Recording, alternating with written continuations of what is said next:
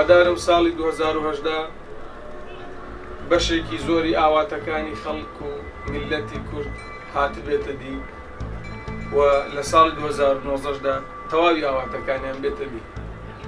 ساڵی 2010 بۆ من ساڵێکی نۆرماڵ بوو، بەڵام بۆ میلەتەکەم بۆ وڵاتەکەم ساڵێک بوو باشتر بوو لە ساڵەکانی 2017 و 2016.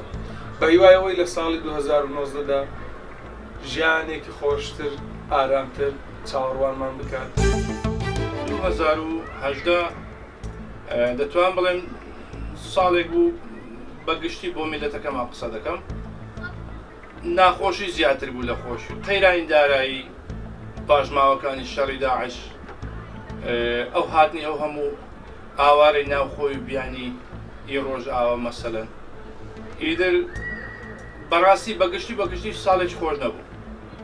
هیوادارم لە ساڵی نوێ وەزعەکان بگۆڕێن، باری دارایی میلەتەکەی باشتر بێ، شەڕ و ناخۆشەکان نەهامەتەکان واز لە بینە قاقای میلەتەکەمان بێنێ.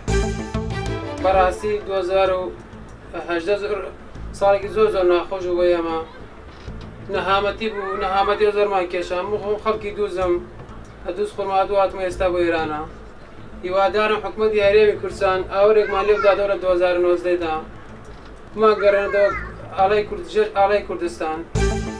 ئاواتەخوازم بۆ 2019 ئەو پاشەکەوتانەی کە ماوە لەلای حکومەت نەمێنێت و هیوادارم ئەو کەسانی کەوا لە 16 ئۆکتۆبەر خیانەتیان کردووە پەشیمان ببنەوە لە هەڵەکانی خۆیان و بتوانن بۆ ساڵی 2019 سربەخۆیەکی وەهامان بۆ دروست بکەن کە هەموو خەم و خەفەتی 2018مان لەبیر بباتەوە.